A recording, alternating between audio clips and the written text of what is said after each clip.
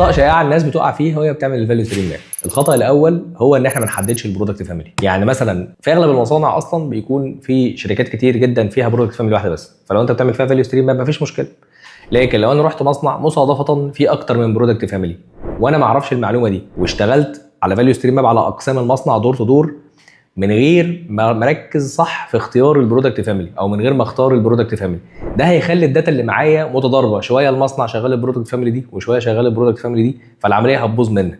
فاذا اول خطا هو ان انت لازم تعمل يعني ما تعملش فاليو ستريم الا لما يكون عندك برودكت فاميلي معينه هتعملها عليه، ولو عندي كذا برودكت فاميلي اعمل كذا فاليو ستريم. الخطا الثاني واحنا بنعمل كرنت فاليو ستريم ماب، لما نعتمد على هيستوريكال داتا او داتا مضروبه او داتا قديمه ممكن يكون الوضع اتغير. انت مثلا الداتا دي اخر مره تم تجميعها من سنه، من 6 شهور، ممكن يكون الوضع على ارض المصنع دلوقتي مش هو الوضع اللي انت شايفه في الداتا دي. وبالتالي في الفاليو ستريم ماب هي تول يعني بيسموها بنسل اند بيبر حرفيا، يعني انت بتنزل بورقه وقلم وتبدا ترفع الواقع وتتاكد من الداتا بنفسك وتتاكد ان كل الداتا اللي حضرتك بتحطها دي داتا سليمه. ليه؟ لان انت هتبني على الداتا دي خطه تحسين ودايركشن واضح للتحسين، ما ينفعش التحسين يتبني على داتا متفبركه ومضروبه. الخطا الثالث وانت بتعمل الفيوتشر فاليو ستريم ماب بتنسى احيانا ان الارقام اللي انت بتحطها في الداتا بوكس تحت كل بروسيس من البروسيسز اللي عندك في المصنع دي تارجتس، والتارجتس دي مش بتتحدد جزافا كده.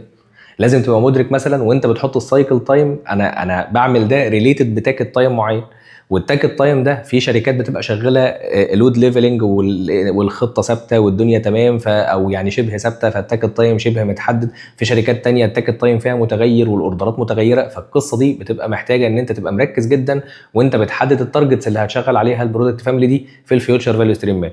طيب وكذلك وانا بحدد مثلا التشينج اوفر تايم هقلله لكام، وانا بحدد الاب تايم هزوده لكام، كل هذا الكلام لازم يكون مرتبط بالحاله اللي انا هشغل عليها البروسيس دي في الفاليو ستريم ماب او في الفيوتشر فاليو ستريم ماب. فخد بالك الارقام دي مش بتقعد كده وتكرر ان انا هحط والله سايكل تايم كذا، انا هحط تشينج اوفر كذا، لا الكلام ده كله بيتم بناء على دراسه. الخطا الرابع وانت بتعمل فاليو ستريم ماب هو ان انت وانت بتعمل الفيوتشر تبقى فاكر ان في سيناريو واحد للتحسين. لا، حضرتك هيطلع لك او المفروض يطلع لك كذا سيناريو للتحسين وتختار ما بينهم حسب الحاله والظروف والقدرات زي ما احنا وضحنا في حلقه من الحلقات السابقه. الخطا الخامس والاخير في الفيديو ده اللي هنقوله واحنا بنعمل فاليو ستريم ماب احيانا بنقع فيه هو ان انت تقرر كفاليو ستريم مانجر انك تحط كل الارقام وكل الداتا في الفاليو ستريم وخصوصا في الفيوتشر فاليو ستريم دون اخذ باقي الاطراف في المصنع. يعني مثلا انا هقول ان هنزل او هزود الاب تايم بتاع المعده دي وليكن من 70 ل 90%. الاب تايم ده اللي مسؤول عن هذا التحسين هيكون فريق الصيانه، فحضرتك لازم تبقى عارف امكانيات فريق الصيانه، البادجت بتاعت فريق الصيانه، كل هذا الكلام. فبالتالي حضرتك وانت بتاخد قرار زي ده لازم يشاركك فيه اخواننا بتوع الصيانه، وكذلك وانا بتكلم في الديفكت ريت اخواننا بتوع الانتاج والجوده لازم يشاركوا في هذا القرار، وانا بتكلم عن التشينج اوفر تايم لازم الصيانه والانتاج يكونوا شركاء في هذا الكلام.